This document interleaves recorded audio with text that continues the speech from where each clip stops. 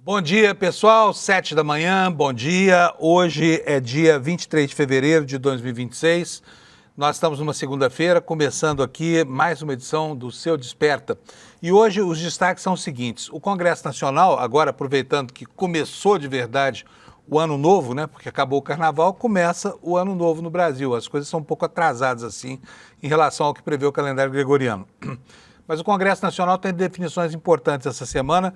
A primeira delas será hoje mesmo, né, com a perspectiva de depoimento ou não de Daniel Workar. Não deve ir a Brasília prestar o depoimento, por incrível que pareça, né, porque não pôde ir no avião particular. Quis evitar o constrangimento de passar por um voo de carreira escoltado por agentes da Polícia Federal. Disse que não iria, então, a Brasília, arranjou uma justificativa maravilhosa para não ir, né? E o mesmo Congresso Nacional que ouviria hoje Workar já decidiu que vai começar a semana trabalhando numa pauta que, na verdade, representa uma queda de braço com a opinião pública, porque é uma pauta que tem sido negociada entre as lideranças do Palácio do Planalto e as lideranças do Centrão, lá no Congresso. E essa pauta estabelece uma troca.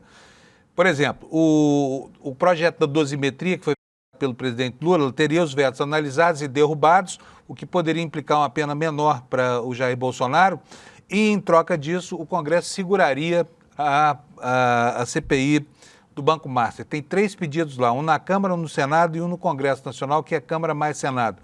E Hugo Mota e Davi Alcolumbre, que estão até aqui, né, em meio a esse escândalo, não querem dar a mão a torcer, não querem dar o braço a torcer, não querem saber de investigação nenhuma. E aí inventaram um jeito de ganhar duplamente, né? Porque, enfim, derruba o veto da dosimetria, que favorece lá os seus acólitos, né? E também faz com que essa CPI seja sepultada e assim a opinião pública, que já está cercada pelas idiosincrasias do Supremo Tribunal Federal, fica sem informação sobre o que aconteceu nos bastidores dessa organização criminosa chamada Banco Master. Isso deve dar a tônica dessa semana lá em Brasília e será também a tônica aqui do nosso noticiário, né? Eu vou conversar agora com o meu querido amigo Alex. Cadê você, Alex? Bom dia. Para a gente falar um pouquinho sobre futebol. Bom dia, Alex. Tudo bem? Como é que foi o fim de semana no futebol? Bom dia, Panuso. Bom dia a todos. Segunda-feira, o fim de semana no futebol foi um pouquinho corrido, Panuso. Tivemos na semifinal ali do Paulistão, as quartas de finais, perdão, e tivemos os 4 jogos, que foi Red Bull Bragantino e São Paulo. O São Paulo passou e irá enfrentar o Palmeiras, que ganha de 4-0 ali do Capivariano. E só um lembrete, Panuso, o Gustavo no jogo entre Red Bull Bragantino e São Paulo foi ali após o jogo e fez palavras... Ô Alex, Oi. deixa eu te perguntar, a gente precisa falar mesmo Red Bull Bragantino? Nós estamos Pode fazendo ser merchandising Bragantino. de graça aqui para esse patrocinador. Vamos esquecer esses adendos aí nos nomes, vamos falar só o nome do time mesmo? Sim, vamos falar só o Bragantino, como era anteriormente. Perdão aí a audiência, perdão a todos. Não, Só... eu repito aqui, Sim. enfim, a força do merchandising, da publicidade é tão grande, ela massacra, ela muda nome de logradouros públicos, né? Como mudou aqui em São Paulo o nome do estádio do Morumbi para Morumbis, para fazer Sim. o merchandising do bis. Eu me recuso a fazer isso, porque isso transforma a gente em repetidores, né, de uma mensagem comercial que a gente aqui nem aceita, né? Então, a partir de agora fica instituído que nós não vamos falar mais o nome do patrocinador, a gente fala só o nome do time do estádio. Beleza, Alex? Isso mesmo, vamos só falar Bragantino e só essa nomenclatura que Isso foi aí. assim que era anteriormente. E só passando o Panuso, para não deixar passando, o Gustavo Marques, o zagueiro do Bragantino, ele atacou a árbitra, que é a Daiane Muniz, falando que não era a Federação Paulista não deveria colocar uma mulher para arbitrar ali, fazer arbitragem no jogo importante como era essas quartas de finais. Lembrando que o futebol ele é majoritariamente masculino e sempre tem erros de árbitros e são na sua total são masculinos. Então, só deixando para passar que ela fez uma arbitragem 100% correta e a desclassificação do Red Bull Bragantino não foi por culpa da árbitra Daiane Muniz. E aqui fica nossa crítica a esse Gustavo Marques, que depois se desculpou com todos, foi até a cabine ali no vestiário da árbitra para pedir desculpas, mas é uma fala que foi totalmente infeliz e que a gente sabe que o futebol é um ambiente 100% machista, então minha solidariedade aqui a Daiane Muniz pela essa fala descabível ali do zagueiro do Bragantino, Panunzio. Ela está aqui na minha tela, bota a tela no ar para a gente ver. Vou colocar. O rosto dela. Aqui. Isso é um absurdo, né? O futebol é o reino do preconceito. A gente vê que não é só esse tipo de coisa contra uma juíza que estava absolutamente correta a despeito do que o Cartola disse sobre ela. Isso. Mas é também, a gente percebe isso porque os times brasileiros dos marmanjos, dos homens, só fazem afundar, né? Cada dia que passa perde a qualidade, se vê envolvidos em escândalos, em dívidas impagáveis e tudo mais. Enquanto as mulheres, silenciosamente, vão galgando todas as posições e hoje as brasileiras estão entre as melhores do mundo, disparado. É uma diferença tão grande da seleção masculina. E aí vem um idiota como esse para falar uma bobagem desse tamanho, sabe? Mulher não pode ser juíza. Ah, vá... Enfim, que nem diria o Boechat, não vou repetir aqui não, porque a frase é dele, mas é isso aí mesmo que você está pensando. Continua, Alex. Sim, depois disso, o que aconteceu, vamos para ontem, no domingo, o Novo Horizontino ganha de 2-1 do Santos e está na semifinal e irá enfrentar o Corinthians. Eu peço desculpas que na arte que eu fiz ali tá 1-0, mas o jogo foi 1-1 e o Corinthians ganhou nos pênaltis de 8-7 e vai enfrentar o Grêmio Novo Horizontino ali nas semifinais do Paulistão, Panos. Então, na semifinal será São Paulo e Palmeiras de um lado e do outro Grêmio Novo Horizontino e Corinthians do outro, Panusa. Muito bom. E isso é tudo?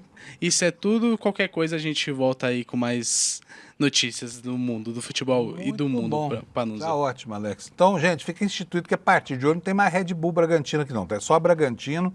Afinal de contas, aqui nós pretendemos que você aí que está nos assistindo fique imune aos efeitos deletérios de uma publicidade que você não pediu para consumir, tá? E a gente não vai empurrar isso para você, alterando o nome de logradores, de estádios, de times de futebol, não. Vou falar só o nome do time de futebol, você vai entender muito bem que o Bragantino é o Bragantino, tá? E vai por aí afora. Bom, vamos falar um pouquinho da meteorologia?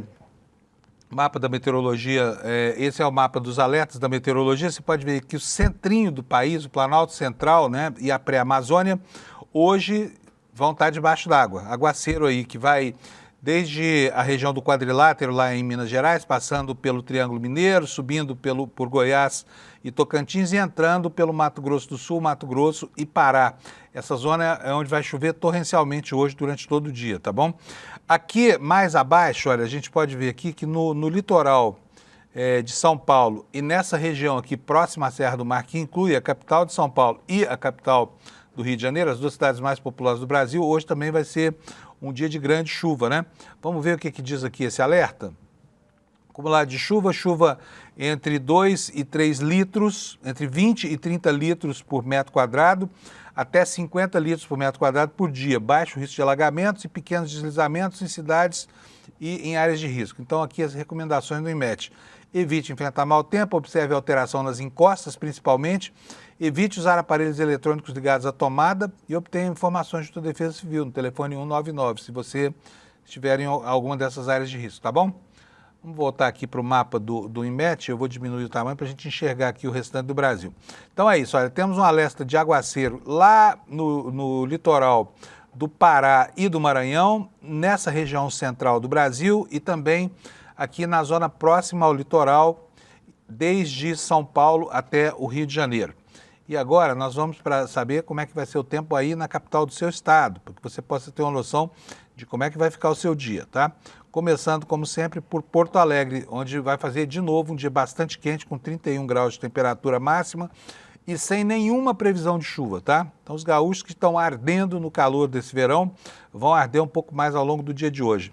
Em Florianópolis, nuvens, possibilidade de chuvinha isolada, temperatura máxima de 27 graus. Em Curitiba, nuvens com 24 graus, temperatura agradável na máxima do dia e nuvens no céu, não há previsão de muita chuva não. Já aqui em São Paulo, nuvens com possibilidade de chuva isolada. O céu estava bastante nublado agora de manhã cedinho, quando eu vim da minha casa aqui para a produtora do ICL.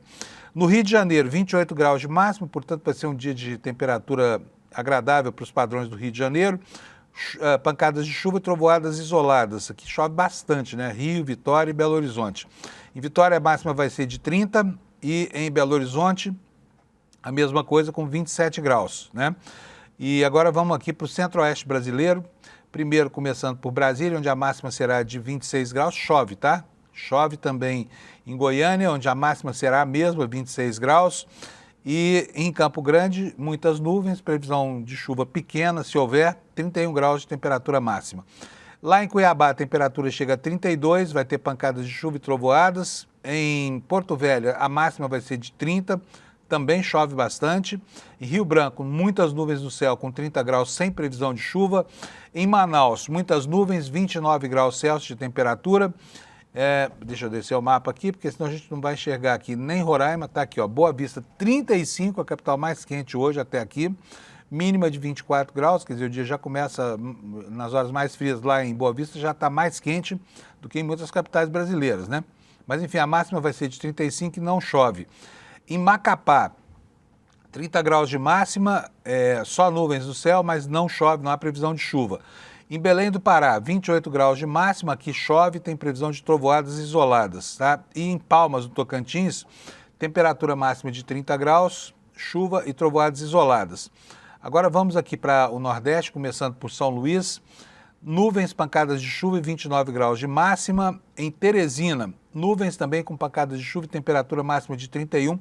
Eu reitero aqui, pelas previsões do INMET, elas estão se confirmando, Teresina está tendo um verão tranquilo esse ano, hein? O pessoal lá está numa boa, né? As temperaturas raramente passam desse patamar de 30 graus. Em Fortaleza chove também, trovoadas isoladas, 28 graus de máxima. Em Natal, nuvens, pancadas de chuva e trovoadas isoladas com máxima de 30. Vamos descobrir aqui, João Pessoa, capital da Paraíba, tá aqui, olha, 32 graus de máxima, há possibilidade de chuva isolada e a partir daqui já não chove mais, tá? Recife só nuvens no céu com máxima de 34, um dos dias mais quentes do ano.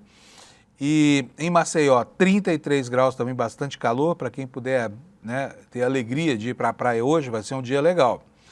E em Aracaju, nuvens no céu, 33 graus de temperatura máxima. E em Salvador, onde também não deve chover, a máxima será de 32 graus Celsius, tá? Essa é a previsão da meteorologia para as capitais dos estados. E aqui, agora, eu já tenho a primeira página do nosso portal, o iclnoticias.com.br. Vou até atualizar aqui, já atualizou, mas a manchete não mudou. Começa por aqui. Pode ajustar aí, Alex, por favor, para a gente ver a manchete inteira? Cúpula do Congresso sinaliza votar pena menor a Bolsonaro se a CPI do MASP esfriar. Isso aqui é a negociata da semana, tá? Quer dizer, o Centrão quer ganhar em dobro, porque o assunto CPI do Master diz respeito a quem? Justamente ao Centrão. Embora a direita faça um esforço enorme para atribuir ao governo esse descalabro que aconteceu, não há como vincular esse escândalo ao governo Lula. Não tem nada a ver, até porque o Banco Central, que é um órgão governamental, embora autônomo, teve uma atuação, né, que foi uma atuação mais do que justificada, né, inclusive remando contra a maré do Tribunal de Contas da União e a toda essa coisa estranhíssima que está acontecendo lá no Supremo Tribunal Federal. Então, essa semana já começa marcada pela assina dessa negociação que você está vendo aí na nossa manchete. Os deputados querem diminuir a pena de Jair Messias Bolsonaro, ao mesmo tempo que afastam da perspectiva da opinião pública as CPIs, que estão lá, os 3 pedidos de CPI, né, que os presidentes das duas casas, enrolados como estão, não querem saber de instalar. Imagina se Davi Alcolumbre vai querer investigar a fundo as relações lá do Fundo de Previdência do governo do estado dele com o próprio Alcolumbre, que foi quem indicou a pessoa que, inclusive, foi objeto já da ação da Polícia Federal, que era o dirigente desse fundo, né? Então, aqui, essa história do Banco Master é um momento ímpar na história do Brasil, em que interesses de bandidos coincidem com o interesse da elite do poder político. Isso tudo está a um passo de ser tornado visível pela opinião pública brasileira. E os parlamentares não querem de jeito nenhum, porque são sócios dessa roubalheira, tá? Especialmente os parlamentares do Centrão, tá? Daqui a pouquinho eu vou ler para vocês essa matéria. E aqui numa segunda manchete, o Congresso volta do Carnaval com CPI do crime organizado e depoimento do diretor da Meta. Próxima manchete, a ONU abandona a diplomacia, porque ontem a ONU falou grosso sobre essa história dos Estados Unidos estarem querendo suplantar, né, a ordem internacional vigente desde a Segunda Guerra Mundial e sepultar o multilateralismo, substituindo tudo isso por um conselho feito à imagem e semelhança desse ser caquético chamado Donald Trump, né? E ontem o presidente da ONU falou grosso, né? ONU abandona a diplomacia, denuncia colapso de direitos humanos e ataca as potências. É a manchete. Vamos para as outras? O presidente Lula esteve na Índia, agora está na Coreia do Sul, deu uma entrevista coletiva. Aliás, foi uma entrevista coletiva que teve um episódio ali envolvendo o correspondente da Globo, que acompanha o presidente da República, que mostra bem com que espírito são feitas certas perguntas, né? De maneira muito sacana, para comprometer o entrevistado, e o presidente Lula deu uma resposta à altura, tá? À altura da provocação em forma de pergunta que recebeu. O Lula Costa Pinto vai daqui a pouco falar sobre isso com a gente. As articulações de Rodrigo Pacheco, ex-presidente do Senado, aquele que Alcolumbre queria ver nomeado para o Supremo Tribunal Federal, e agora ele fala em uma frente ampla lá em Minas Gerais, só que encontra dificuldades com relação ao PT. E aqui, daqui a pouco também a gente vai tratar desse tema, tá? A ABIN, aquela mesma ABIN que um dia serviu tão bem ao governo Bolsonaro, agora do lado do bem, deve atuar no combate ao crime organizado nas eleições. Vocês sabem que a força do crime organizado é algo inacreditável. Basta ver lá no Rio de Janeiro o estrago institucional provocado pela eleição de candidatos comprometidos com bandidos comuns, com criminosos comuns, né? O ministro Flávio Dino continua zelando aqui pela ordem econômica e pela aplicação dos bons costumes na administração pública e suspendeu o leilão da Celepar, leilão que já vinha despertando uma enorme polêmica há alguns meses na imprensa especializada e também na internet, né? E aqui, olha só, uma decisão que acabou revogando uma outra. A Justiça suspendeu a decisão para remover um post de Flávio Bolsonaro que relacionava o PT ao tráfico de drogas, né? A Justiça mandou, um juiz mandou retirar e agora o Flávio conseguiu manter os vídeos aí dessa assacação. Encontrou um caminho judicial para manter isso, né? E olha só, tem novidade também com relação à avaliação da situação brasileira dos jornais da Europa. O Financial Times hoje faz uma matéria dizendo que China e Brasil especialmente, são os dois países que mais ganham no mundo com a redução das tarifas ordenada pela Suprema Corte e com esse novo programa de tarifas de 15% de Donald Trump, tá bom? Esses são os nossos destaques de hoje. Já vou chamar o meu amigo Kleber Lourenço aqui, que vai abrir o programa de hoje. Kleber, bom dia para você, tudo bem? Bom dia, Panunzio, bom dia, comunidade do ICL, tudo bem? Tudo bom, Kleber. Conta para nós primeiro como é que foi o seu fim de semana. O que você fez esse fim de semana? Você ficou lá no Alalaô mais uma vez, não? Olha, teve navio pirata no sábado e depois o domingo para ficar de repouso, né? Para se recuperar todo o carnaval aí, a reta final do carnaval. Pois é, o Kleber gosta de carnaval, então estava lá no Alalaô. Agora chega de carnaval, tá, Kleber? Vamos deixar só para o ano que vem, tá bom? Bora para as apurações. Vamos lá, então. O que você quer falar primeiro? Pode começar. Vamos de Pacheco? O que você acha? Vamos lá. Pachecão articulando lá em Minas, né? Exatamente. Desde a semana passada, quando foi confirmada de forma informal, na verdade foi confirmada por membros ali do Palácio do Planalto que começaram a disparar para a imprensa de que Pacheco seria, sim, candidato ao governo de Minas Gerais. Então, isso também, alguns aliados do próprio senador começaram também a confirmar isso na imprensa. E aí, algumas das articulações que começaram a chamar a atenção, sabe-se que até pelo próprio perfil do Pacheco, ele vai acabar figurando como candidato a governador em várias chapas, não só a do presidente Lula, onde terá Lula como presidente, depois Pacheco como governador e aí mais 2 candidatos a senador, mas em outras chapas menores. E entre essas chapas veio, inclusive, a do próprio Aécio Neves, que vem ali flertando com o retorno ao Senado. Eu conversei com alguns aliados do Pacheco e também com membros do PT em Minas Gerais, que falaram sobre essa possibilidade, até porque surgiram algumas especulações de que Aécio poderia entrar até mesmo como um nome na chapa oficial do Pacheco. Então seria uma coisa ali no mínimo exótica, Panunzio. Seria Lula presidente, governador Pacheco, aí primeiro senador Aécio e segundo senador ou Marília Campos do PT, ou Alexandre Calil, Alexandre Silveira. Então começaram a surgir essas hipóteses bem exóticas. Conversei com membros do PT e acho que o mais vocal deles foi o Rogério Correia, que é do PT de Minas também e está ali acompanhando essas movimentações, e disse que caso o Pacheco fizesse isso, representaria um rompimento com o próprio PT, que vem sendo um dos principais fiadores da candidatura do Rodrigo Pacheco para o governo do Estado, Panunzio. Pois é, o Pacheco enfrenta um problema lá, porque o partido dele está cheio de candidatos, né? Tem o ministro Alexandre Silveira também, que controla a máquina partidária lá.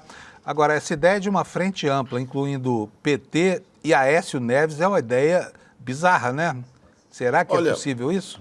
Um outro deputado petista com quem eu conversei, o Reginaldo Lopes, ele falou que que o Pacheco, pelo perfil dele, reforçou mais uma vez, vai acabar tendo muitas pessoas querendo se colar ao nome dele, e disse até que isso seria benéfico ao presidente Lula e à campanha no Estado. Quanto mais ali ampla fosse a frente, quanto mais pessoas estivessem se vinculando ao Pacheco, isso também poderia se converter em votos ao presidente Lula. Então, no PT, o único problema seria nessa composição, caso Aécio fosse o nome principal ali na disputa ao Senado, na chapa do Rodrigo Pacheco. O PT já espera que tenham outros nomes aí candidatos ao Senado com uma competitividade menor, que possam ali também figurar nessas chapas ali menores. Então, eles entendem isso com naturalidade e veem isso como algo muito positivo. Mas repudiam a ideia de perderem a vaga ali na chapa do Pacheco para o Aécio Neves. Então, tem um meio termo ali entre até onde isso é bom e até onde isso vai acabar ficando prejudicial para eles. Vamos acompanhar isso com atenção. Está estranho lá, mas em Minas Gerais tudo é possível, né? Exatamente. Bom, segundo assunto, a BIM do lado do bem agora, atuando contra o crime organizado nas eleições, quando antes atuava, né, a favor do crime organizado com a BIM paralela de Bolsonaro e etc. O que está acontecendo com relação à BIM? A BIM vai mesmo, dessa vez, combater crime nas eleições, Kleber? Olha, Panunzio, a gente teve acesso ao relatório de ameaças da BIM no ano passado, até a gente comentou um pouquinho sobre ele aqui, e entre as ameaças já listava ali o próprio crime organizado como algo que poderia criar dificuldades e ameaçar não só o Estado Democrático de Direito, mas com a própria democracia no país, no caso, a realização das eleições ou até mesmo a lisura do pleito, uma vez que a gente sabe que grupos criminosos em todo o país coagem eleitores, ameaçam pessoas, impõem seus próprios candidatos, criam ali currais eleitorais onde eles se apropriam dos votos, do direito ao voto de milhões de eleitores em todo o país, então gera uma ameaça mapeada. Eu conversei com alguns servidores da agência que falaram sobre esse tipo de atuação e, obviamente, todos em caráter ali anônimo, sigiloso, e um deles comentou comigo o seguinte, Panunzio: a ABIN não atua em campo nem produz prova. O que fazemos é reunir informações e transformá-las em produtos estratégicos que orientam políticas públicas, explicou esse servidor. Então, mostrou aqui que sim, eles não atuam ali indo prender como se fosse uma polícia federal, uma polícia militar, mas eles municiam o Estado brasileiro com informações relevantes e de inteligência para que eles possam coibir a ação do crime organizado. Lembrando que no ano passado a ABIN já fez alguns convênios com alguns ministérios públicos eleitorais de alguns estados para fazer o acompanhamento das eleições, entender como é que eles podem ajudar e apoiar ali no processo eleitoral. Então, agora a expectativa, com esses testes, essas conversas que aconteceram no ano passado, esse projeto seja ampliado para todo o país. O que é muito importante e é um trabalho das forças de inteligência do país, né, Panunzio?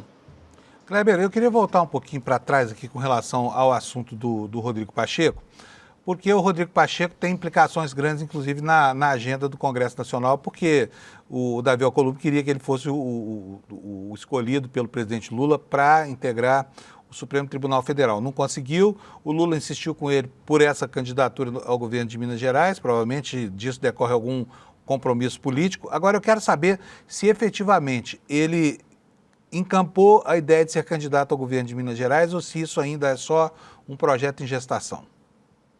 Olha, segundo os aliados do presidente Lula no Palácio do Planalto, já está mais do que confirmado. A questão agora maior são dois pontos importantes ali para que Pacheco, inclusive, possa confirmar e anunciar oficialmente a sua candidatura. Primeiro, a composição da chapa, excluindo essa história toda de Aécio e outras chapas menores, tem uma discussão que vai sobre a formação da chapa oficial. E aí existem 3 nomes, tanto o da Marília Campos, também temos ali Alexandre Calil e Alexandre Silveira. Sobre Alexandre Silveira, é especulado que ele possa não concorrer ao Senado, possa garantir ali um retorno ao Ministério numa reeleição do presidente Lula, e aí ele não disputaria o Senado. Ainda assim, também tem o Alexandre Calil, que seria um outro nome. Até o momento, o PDT vem insistindo que Alexandre Calil vai disputar o governo estadual de Minas. Mas alguns membros do próprio PDT já confidenciaram, e membros também do próprio PT em Minas Gerais, já confidenciaram para mim que o Alexandre Calil vai sim acabar disputando pelo Senado.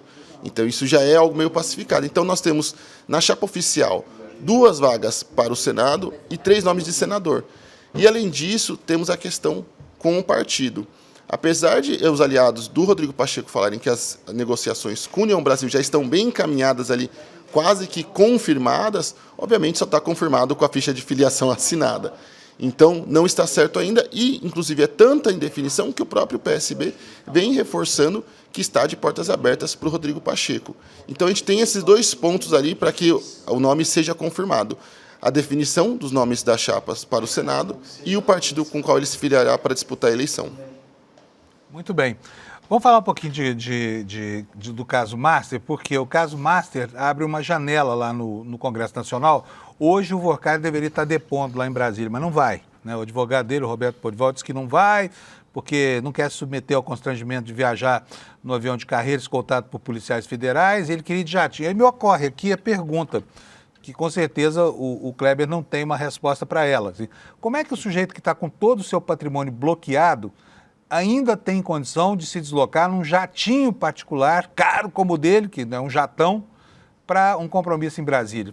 Me ocorre aqui, é mera curiosidade, né? Como é que uma pessoa com tudo bloqueado ainda pode abastecer, se quer um avião desse? Só abastecimento já custa milhares de reais, né? Mas, enfim, vamos falar aqui sobre uma decisão do ministro Mendonça, que está a cargo dele agora, depois que o Toffoli saiu, dessa história toda do Banco Master lá. E o ministro André Mendonça, ele proibiu os agentes da Polícia Federal, os delegados, de comunicarem ao Andrei os resultados dessa investigação, os passos dessa investigação. Por quê, Kleber? Olha, eu conversei com membros do tribunal durante o finalzinho da semana passada, e o que eles falaram sobre isso, Panunzio?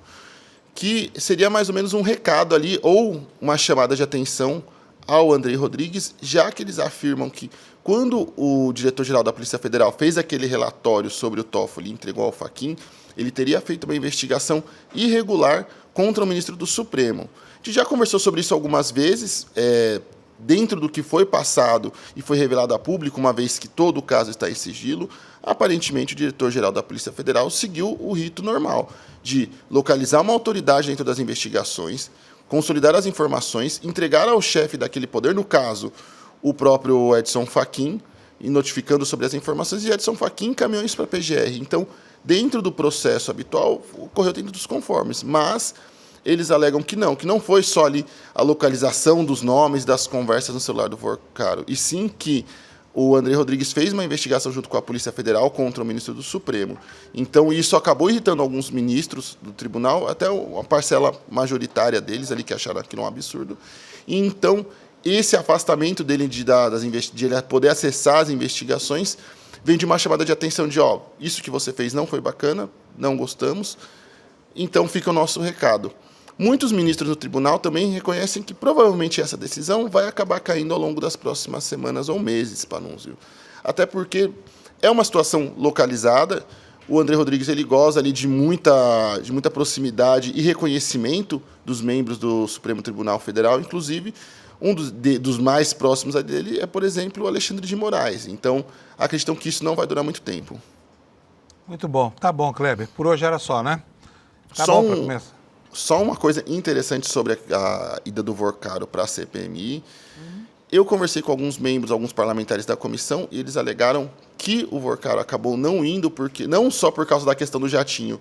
Isso foi o que teria sido a público pela sua defesa, mas, na verdade, seria porque ele não teve garantias de que o que seria questionado a ele, perguntado a ele na comissão, seria só restrito ao caso do INSS. Até porque a gente já conversou com alguns outros parlamentares, a gente já passou em nenhum declarações do vice-presidente da CPMI, o Duarte Júnior, já falei também de algumas apurações que eu fiz com membros da CPMI. A defesa já tinha falado que ele ia participar, que ele ia conversar e que ele ia falar sobre e unicamente o caso do INSS. Na semana passada, na sexta-feira, se eu não me engano, a gente já tinha passado a informação que o próprio Duarte Júnior, vice-presidente, tinha falado que seriam questionados vários temas ao Vorcaro, inclusive as relações dele com o Toffoli. E aí, veja, dentro desse universo de possibilidades, então eles ficaram um tanto quanto intimidados e declinaram da participação na comissão. Pois é, os esqueletos na parede do Toffoli continuam fazendo barulho, né, Kleber? E a gente aqui longe da informação, porque existe uma teia, uma trama institucional para proteger esses ministros do Supremo que andaram se comportando mal aí, supostamente, em relação a essa história do Banco Master, né? Um banco pequeno que provocou talvez o maior escândalo da República dos últimos anos. Kleber, obrigado para você então, viu? Maravilha. Imagina, um bom dia. Até mais audiência do ICL também. Tchau, tchau. Bom dia. Já já nós vamos ter aqui conosco o Lula Costa Pinto. Alex, por favor, me diz se ele está pronto já. Tá ok? Então já vou chamar já o Lula, porque assim a gente antecipa aqui a chegada. Bom dia, meu amigo Lula. Tá de terno e gravata essa hora da manhã? Tá bonito? Bom dia, Fábio. Claro, né? Afinal de contas, o ano começa depois do Carnaval, né? Brasília já está a pleno vapor. Feliz ano novo para nós, então, Lula. Exatamente. E roda a vinheta do Lula, Alex.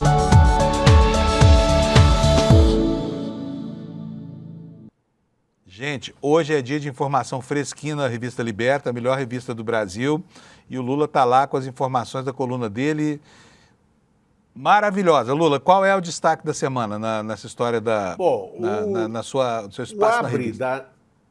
Isso, o nosso abre da revista, da coluna Reserva Exclusiva na Liberta, é a revelação de que o Fábio Faria, ex-ministro das Comunicações e da SECOM do governo Bolsonaro, que casou com a Patrícia Abravanel, uma das herdeiras, uma das 6 irmãs, herdeiras do conglomerado, do complexo Silvio Santos, SBT e as empresas associadas, ele está sob investigação também, né, nesse furdúncio, né, em que Banco Central, Polícia Federal, Ministério Público, TCU estão levantando todos os negócios feitos por Daniel Vorcaro, Fabiano Zettel, cunhado do Vorcaro, Banco Master, Corretora Reag, né? E em 2024, quando já era ex-ministro,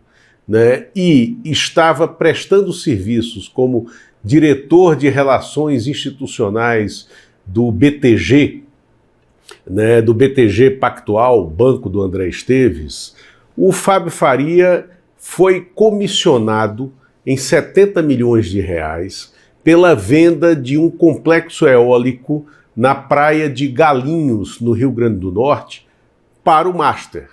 Um negócio feito, empreendido pelo Fabiano Zettel, né? Esse complexo eólico, ele não tinha muita utilidade naquele momento, apesar de ser um investimento potencialmente ambicioso.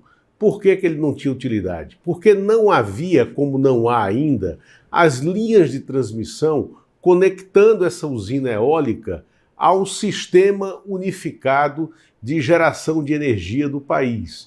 E também havia uma série de glosas ambientais, né, para aquele investimento.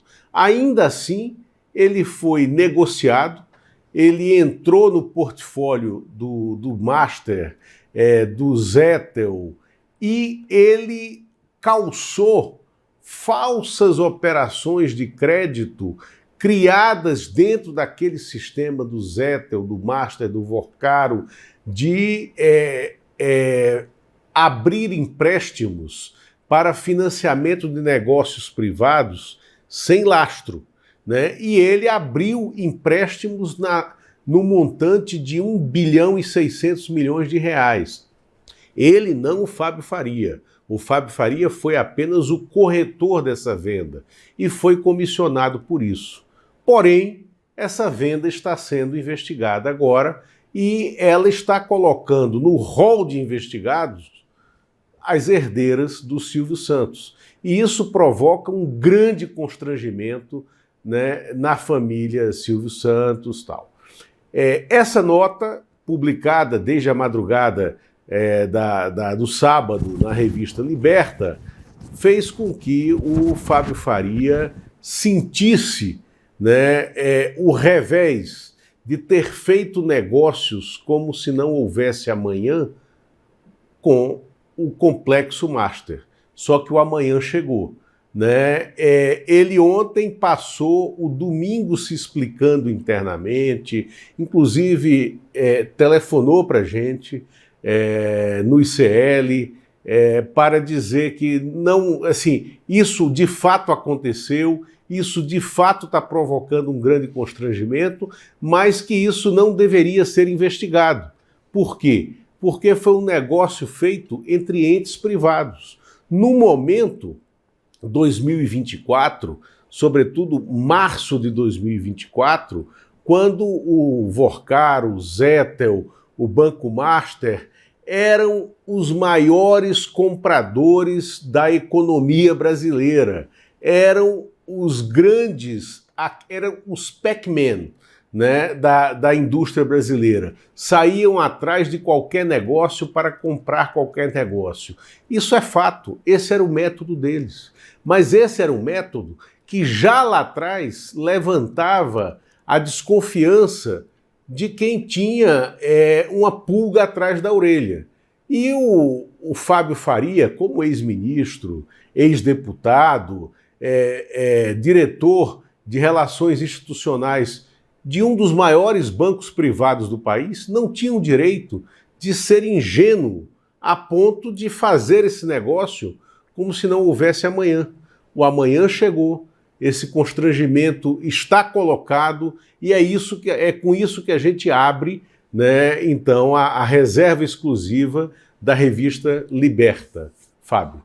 Pois é, Lula, o Banco Master foi um fenômeno muito raro, né? Tudo isso que a gente narra aqui hoje aconteceu em 3 anos, em que esse banco se apresenta para a sociedade, de repente se envolve nessa operação de loja. Agora eu quero mostrar para vocês como é que o mercado tratava, né, os ratings, classificação de risco. Olha só, a agência Fitch Rating, isso em 2024, em outubro, Lula, dizia que o banco aumentou a nota de classificação do banco. Olha o tanto que esses avaliadores de risco erram feio à mão, porque em outubro de 2024 o banco já começava a caminhar para o seu processo de falência. A gente só não sabia. Agora, os auditores têm que saber. Que história é essa? Vender em outubro de 2024 uma pirâmide como essa, um esquema Ponzi, claro, como o Banco Master, como um investimento defensável, né?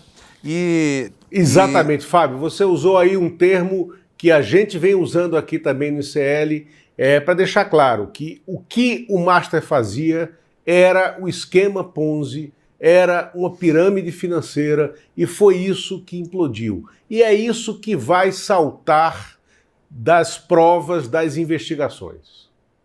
Pois é, não havia nenhum sinal em 2024 para os classificadores de risco que o Banco Master seria aquilo que era. Ninguém desconfiou. Conversa fiada, porque na boca pequena, a boca miúda, já se sabia que esse outsider, que era o Vorcaro, né, iria quebrar logo a sua cara, como foi que aconteceu. Mas publicamente não, vamos enganar a boiada aí, deixa o pessoal lá aplicar lá na XP, esses fundos todos que ofereciam os CDBs do Master, alarga sem nenhum tipo de aviso ou de demonstração de que aquilo que viria seria isso que a gente vê hoje, né? Ô Lula, por falar em constrangimento, ontem teve uma cena de grande constrangimento lá na Coreia, né? Com o repórter da Globo, você viu? Eu vi. Temos as imagens, Fábio? Temos. Vamos colocar aqui, porque eu quero muito ouvir a sua opinião sobre isso. Alex, roda para nós, vocês vão ver o repórter Tiago Eltz fazendo uma pergunta para o Lula. Agora, observe o tipo de pergunta, tá? Veja só o que estava na composição da pergunta, qual era a intenção do repórter. Bota para nós, por favor, Alex. Eu queria esclarecer uma declaração que o senhor deu agora há pouco. O presidente americano tem entre suas políticas, talvez a política mais polêmica internamente hoje é a de caça a imigrantes. Imigrantes que não têm uma documentação, imigrantes que têm documentação, visto temporário. Isso é um problema e uma polêmica nos Estados Unidos, já resultou até em morte. O presidente Trump considera todos esses imigrantes criminosos. O senhor disse agora há pouco que na conversa com o presidente Trump pode acertar de receber criminosos para o Brasil ou quem cometeu o crime por lá. Não, você não ouviu isso aqui. Não, o senhor disse não, você não ouviu isso aqui. Não exatamente dessa... Bom, o senhor disse... Não, o senhor disse... Vamos conversar com ele. Se eu aceito que você faça a pergunta do jeito que você está fazendo, dá a impressão que eu falei isso, eu não falei isso. Eu ia só terminar, porque para o presidente Trump eles são criminosos. O senhor falou de receber, por exemplo, criminosos de combustíveis. O senhor usou que já cometeram crimes... Não. Nós queremos é prendê-los. Eu não quero recebê-los, eu quero prendê-los. Ok. Era por isso que eu disse que eu esclareci uma declaração. Nós bloqueamos 250 milhões de litros de gasolinas em 5 navios, entregamos para a Petrobras. Essa pessoa mora em Miami. Nós mandamos para o presidente Trump a fotografia da casa dele, o nome dele. E nós queremos essa pessoa no Brasil. É para combater o crime organizado, então nos entregue os nossos bandidos. É isso. Não sei, foi isso que o senhor disse. Então, mas não é a palavra receber, é prender. Prender. Olha, aí não tem alternativa. Ou o repórter estava mal informado ou ele estava mal intencionado.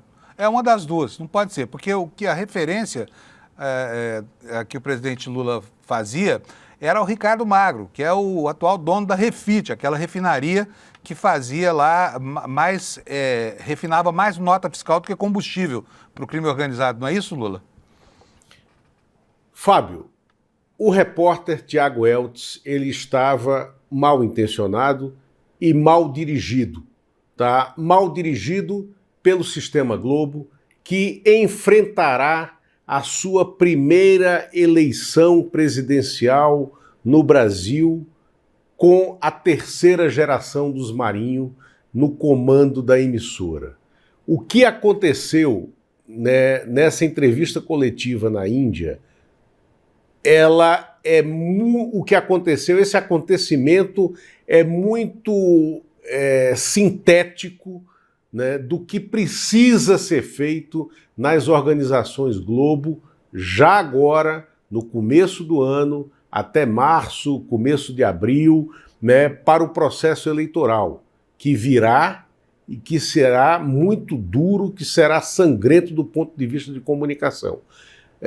Os repórteres que se metem hoje a serem engraçadinhos, a acharem que sabem o que o patrão quer, né? E aí, com isso, para galgar postos, para escalar postos internamente dentro da emissora, ficam lendo cenários e querendo prestar serviços sem que isso esteja dentro dos conformes editoriais da emissora, que sempre se preocupou com isso e que sempre fez intervenções na cena política, sabendo aonde queria chegar, e a Globo sabe aonde quer chegar. A Globo tinha um candidato, né, para a presidência da República, e não é o presidente Lula que será candidato à reeleição, e nem é o Flávio Bolsonaro, que acabou se consolidando como candidato dessa extrema-direita.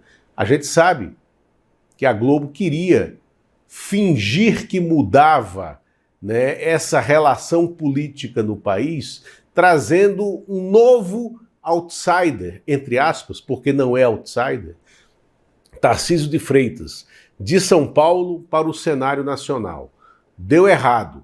A Globo agora precisa ter muita responsabilidade para saber de que forma ela vai cobrir a eleição presidencial e não pode estar submetida a aventureiros com o microfone na mão, que foi o que aconteceu ontem, anteontem, na Índia. Esse repórter da Globo era um aventureiro com algumas ideias na cabeça, um microfone na mão e que estava numa entrevista coletiva diante do presidente da República, distorcendo fatos que eram públicos e quase que batendo boca com o presidente da República, mas foi flagrado no momento ali. O que me chama a atenção é a velocidade do raciocínio do presidente, que desmontou o repórter, né? Qual é a desse repórter imaginar que ele poderia distorcer a realidade em tempo real, diante do presidente da República. Então, o que acontece, o que fica desse episódio é a necessidade de a Globo botar a mão na cabeça, perceber que ela tem como concessionária de um serviço público, que é a concessão de TV aberta, ela precisa, nessa primeira eleição da terceira geração dos Marinho, estabelecer os parâmetros editoriais profissionais, né, com a qual ela terá que enfrentar isso. Porque não só o presidente, experimentado por tantas eleições que ele já passou, como nós aqui da mídia digital independente, que também terá uma segunda eleição, né, nesse processo de amadurecimento que nós temos, e amadurecimento que está sendo muito necessário para a sociedade brasileira, porque nós estamos cumprindo um papel de observar e de expor os métodos como eles trabalham.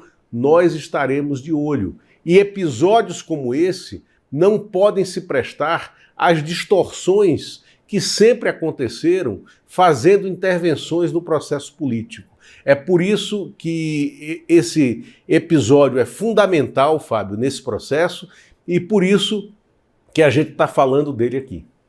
Pois é só para explicar para as pessoas como é que é, porque tem muita gente que não tem noção de como é que é o esquema dentro de uma redação, quando o patrão tem que falar pela boca do repórter. Como é que isso sai da cabeça do patrão e chega na boca do repórter? Chega através de um conjunto de ordens transversas que nunca são plenamente declaradas, né? O Lula, que já chefiou a redação, sabe muito bem. Eu aqui, que fui chão de fábrica a vida inteira na reportagem, recebi várias e várias, mas nunca é desse jeito. Olha, esculhambe o fulano, aproveite, não.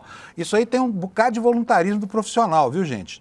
Olha, eu vou citar para vocês aqui, nós tivemos um caso em Brasília, inclusive, um ex-amigo meu, não é mais amigo meu desde esse episódio, porque eu acho que o comportamento dele foi uma lástima, que ao ajeitar carinhosamente a gravata do Bolsonaro, disse: presidente, não se preocupe, o senhor está entre amigos. Lembra, Lula? Vou nem falar o nome aqui, porque não me interessa massacrar essa pessoa de jeito nenhum. Mas, olha, deve ter sido um erro do qual ele se arrependeu muito, de tentar adivinhar o que o patrão pensa e já aplicar a solução ali diante da primeira oportunidade, né, Lula? Exatamente.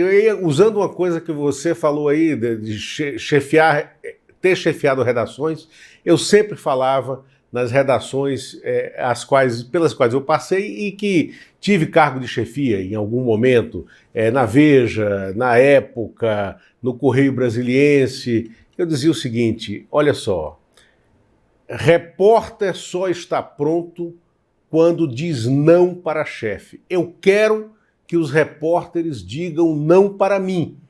A gente vai quebrar o cacete, porque o repórter pode estar certo e o chefe, certamente, em algum momento, vai estar achando que ele é o todo-poderoso, e não é. E ele precisa botar o pé na realidade, né? Então, se o repórter não faz isso, ele se submete, ele se presta a cometer erros como esse. É por isso que a gente sempre fala que o jornalismo é uma guerra permanente entre a vontade sincera de noticiar do repórter e a vontade de ocultar certas coisas do noticiário dos patrões. É assim que funciona mesmo. O que você recebe em casa como notícia é produto dessa contenda. Ainda bem que tem lugares como o ICL, pouquíssimos, talvez seja o único, né, onde essa lógica não vigora. Ô Lula, agora nós temos que falar rapidinho sobre essa história do Felipe Cury, aquele que foi responsável pelo massacre do 121 do Rio de Janeiro. Será ele o candidato ao governo do Rio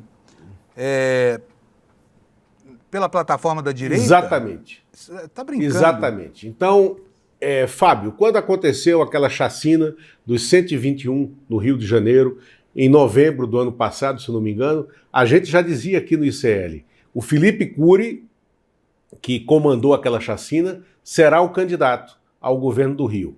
Passou esse tempo todo, ontem o Flávio Bolsonaro definiu que Felipe Cury será o candidato dele ao governo do Rio de Janeiro. Ele é o secretário de Segurança Pública, tem envolvimento com todo esse esquema de milícias e de crime e tal. Claro que vestindo essa personagem de apurador de crimes, mas não é de fato. Ele é essa personagem que está no meio desse sistema. E não será surpresa se o Felipe Cury surgir já como candidato na eleição indireta do Rio de Janeiro, que terá que eleger um novo governador indiretamente para cumprir os 9 meses de mandato, porque o Cláudio Castro vai sair, não tem vice no Rio, não tem presidente na Assembleia Legislativa, só um presidente interino, então terá que ser eleito um governador por 9 meses. O Felipe Cury pode ser já candidato aí do sistema, desse sistema corrompido do Rio de Janeiro, para então ser candidato a governador como candidato à reeleição, né? E garantindo um palanque com máquina para o Flávio Bolsonaro no Rio de Janeiro. Lula, grande Lula, muito obrigado, né? Vamos aguardar a repercussão aqui da coluna nessa semana e a gente se encontra aqui na sexta-feira ou a qualquer momento em edição extraordinária, né, Lula? Fábio, obrigado e obrigado a todos. Um abração para você, bom dia para nós todos. Vocês viram aí, né, gente, como é que tá a coisa. É inacreditável que alguém que comanda uma chacina como aquela, alguém pretenda colocar no comando de um país. É brincadeira, né? Vamos tocar aqui o noticiário então, gente. Deixa eu falar uma coisa para vocês. No finzinho da semana passada, a Suprema Corte Americana, por 6 votos a 3, derrubou a nova geopolítica econômica do Trump. Mas derrubou bonito mesmo, diz que ele não tem autonomia para, em nome da lei lá das emergências, declarar tarifas como as que ele impôs ao mundo. Foi uma grande derrota, Trump ficou pé da vida, vociferou, reclamou, mas não adiantou nada. E aí voltou com uma tarifa de 15% para o mundo, né? Diz que tem autonomia, pode ser que não tenha, isso vai ser judicializado. E olha lá, mas os analistas econômicos do mundo começam a fazer aqui um balanço de quem ganha, quem perde com essa nova situação. E na edição de hoje, o Financial Times, que é o principal jornal de economia da Europa, está trazendo uma análise muito curiosa e interessante para nós, que está aí na tela de vocês, no Valor Econômico. Tá aí, olha, as novas tarifas do Trump vão beneficiar quem? China e Brasil. E se você quer saber mais, principalmente o Brasil, alvíceras, portanto, né?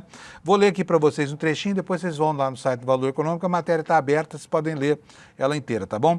Uma análise do novo regime feita pela Organização Independente de Monitoramento Global, Trade Alert, constatou que o Brasil terá a maior redução nas taxas tarifárias médias, uma queda de 13,6 pontos percentuais. E, em segundo lugar, a China, né, com uma redução de 7,1 pontos percentuais, que é quase a metade dessa vantagem teórica que teria sido conquistada pelo Brasil com a decisão da Suprema Corte Americana. Prossegue aqui a matéria. Aliados de longa data dos Estados Unidos, incluindo Reino Unido, União Europeia e Japão, serão os mais afetados pela nova taxa que o presidente americano introduziu depois que a Suprema Corte considerou grande parte da sua política comercial anterior ilegal na sexta-feira, dia 20. Trump havia inicialmente usado a Lei de Poderes Econômicos de Emergência Internacional, que se chama IEEPA, né, na sigla em inglês, para impor tarifas aos parceiros comerciais dos Estados Unidos, mas uma decisão majoritária da Suprema Corte acabou derrubando essas tarifas. Após o anúncio da sentença, Trump afirmou que substituiria as tarifas da situação lá do IEEPA por uma tarifa geral de 10%, elevou para 15% no sábado, e a medida deve entrar em vigor na terça-feira, dia 24, mas terá validade de apenas 150 dias, porque agora tem uma trava legal que ele vai ter que respeitar, né? Ainda que ele queira contornar, como falou nas entrevistas coletivas, a decisão da Suprema Corte. O que ele falou a respeito disso, Trump? Não temos a mesma flexibilidade que a IEPA nos dava. Vamos realizar investigações que nos permitam impor tarifas se isso for justificado pela investigação. Portanto, esperemos para dar continuidade no programa tarifário atual, foi o que disse o Trump, mas entre, né, palavrões e palavrões que ele usou para se reportar a essa situação, tá? O próximo assunto é a reação da União Europeia, que você está vendo aí. A União Europeia diz que não aceitará esse aumento nas tarifas, porque, né, houve um aumento de 50%, eram 10%, passam para 15%, depois da decisão da Suprema Corte. A Comissão Europeia exigiu neste domingo, ontem, né, que os Estados Unidos cumpram os termos do acordo comercial entre Estados Unidos e ela, União Europeia, firmado no ano passado após a Suprema Corte dos Estados Unidos ter derrubado as tarifas globais do presidente americano Donald Trump e ele ter respondido com novas taxas generalizadas. A comissão que negociava a política comercial em nome dos 27 Estados membros da União Europeia afirmou que Washington deve fornecer total clareza sobre as medidas que pretende tomar após a decisão do tribunal. Portanto, lá na União Europeia, né, o assunto caiu de maneira totalmente diferente aqui. Enquanto os nossos empresários estão comemorando uma maior abertura para que as nossas exportações voltem a acontecer para os Estados Unidos, na União Europeia está todo mundo triste com a consequência previsível, tá? E lá na China, com aquela paciência que eles têm, os chineses estão só observando, por enquanto. Não estão dizendo nada, não estão agitando o cenário, não colocaram gasolina nessa fogueira e está aí a manchete também no Valor Econômico. China avaliará conteúdo e impacto da decisão da Suprema Corte dos Estados Unidos sobre as tarifas, né? Vamos para o próximo assunto, porque nós estamos no limitezinho aqui do nosso tempo, só mais 5 minutos. O presidente Lula está se regozijando pela postura que o Brasil adotou, uma postura bem chinesa, inclusive, né? Porque enquanto estava todo mundo agitado, alvoroçado, falando Lula tem que ir lá, tem que levar o Pires na mão para os Estados Unidos, principalmente a direita brasileira, né? O Palácio do Planalto esperou, botou a diplomacia para trabalhar, nomeou o vice-presidente da República como chefe dessa comissão que iria tratar da negociação pós-decreto de Trump, e agora o presidente está se regozijando de ter tido a calma necessária para enfrentar, né, a primeira turbulência. Está aqui também no jornal Valor Econômico, a manchete, olha. Após a Suprema Corte derrubar o tarifaço, Lula disse que está aliviado por não ter tido pressa nessa negociação com os Estados Unidos. Vamos ler aqui um trechinho dessa matéria também para vocês? O presidente Lula afirmou que está convencido de que na conversa que terá nos próximos dias com o presidente dos Estados Unidos, a relação entre o Brasil e os Estados Unidos vai voltar à normalidade. Ele comentava a decisão da Suprema Corte que considerou ilegal o tarifaço e as medidas adotadas em seguida pelos Estados Unidos, que agora aplicam taxas de 15% para todo mundo, tarifa igual no mundo inteiro. Isso aconteceu, segundo ele, para trazer alívio aos países que estavam taxados em 40% a 50%, caso do Brasil, né? Não que tenha sido essa a intenção do presidente americano, porque não foi. Na comitiva em que o acompanhou na viagem à Índia, o comentário é de que o Brasil fez bem em não negociar tarifas com Trump em seguida ao tarifaço, como fizeram vários países. Foi perguntado a Lula se ele estava aliviado por não ter feito acordo com os Estados Unidos, e ele disse, eu estou aliviado de não ter tido pressa, sabe, de fazer as coisas de uma forma precipitada. E foi mesmo, tá? Nós estamos aqui para relembrar para vocês que a direita brasileira fez uma pressão enorme. Disse, o Lula não quer falar com Trump, que arrogância, que soberba. Não, ele estava muito certo. Deu à diplomacia brasileira os instrumentos de que ela precisava para tratar do assunto e seguiu o jogo com calma até que as coisas se acalmassem e agora, né, a gente vê digamos assim, no epílogo dessa história toda, com a Suprema Corte retirando os poderes de Trump, estava certíssimo o governo brasileiro que teve a paciência necessária para esperar passar o tsunami e voltar o mar ao seu nível anterior, tá? Gente, é isso, estamos terminando aqui, vai começar agora o N1. Antes de começar, quero convidar você para conhecer o nosso oráculo aqui no meu telão. É uma nova forma, 100% de personalidade, de aprender sem fake news, sem nada disso. É uma inteligência artificial desenvolvida ao longo de meses por uma equipe grande aqui do ICL, que vai ser apresentada nesta semana, na quinta-feira, como você vê aqui, olha, quinta-feira às 20 horas, tá? Para você participar, para você conhecer e saber como é que isso pode te ajudar a enfrentar o noticiário e também a aprender, né, coisas novas no nosso acervo gigante de cursos aqui. Você só precisa deixar o seu e-mail aqui, despertaicl.com.br, e a gente vai mandar o convite para você, tá bom? Obrigado pela sua audiência, bom dia, boa semana. Amanhã às 7 da manhã estamos aqui de novo para passar as coisas que aconteceram no nosso planetinha azul. Tchau, obrigado pela sua audiência. O jogo muda a partir do dia 26 e você nunca mais vai deixar de usar essa ferramenta. E a sua vida vai ter um superpoder. Tem novidades que quando você vê pela primeira vez, você até curte, fala, pô, legal, bacana, etc. Mas não sabe quando vai usar. E tem novidade que quando você vê pela primeira vez, você nem espera terminar de entender o que a pessoa está falando e você já quer usar. São as novidades revolucionárias. No dia 26 de fevereiro, o ICL vai revelar uma novidade que é tão revolucionária que não só você vai querer começar a usar no mesmo dia, como você vai usar para tudo que você faz ao longo do seu dia. Uma novidade revolucionária que não existe em lugar nenhum do mundo e que usa as mais de 5.000 horas de conhecimento dos maiores professores do mundo reunidas no ICL para te ajudar a resolver todos os problemas. Seja os problemas preparando uma aula, aprendendo um assunto, querendo aprender uma ferramenta tecnológica, uma nova língua, qualquer coisa. Vamos lembrar que o ICL tem mais de 300 cursos e mais de 5.000 aulas. O jogo muda a partir do dia 26. E você nunca mais vai deixar de usar essa ferramenta. E a sua vida vai ter um superpoder. Ele se chama Oráculo ICL. E você vai saber todos os detalhes dessa revolução, a primeira super novidade do ICL em 2026, no dia 26 de fevereiro, às 8 horas da noite.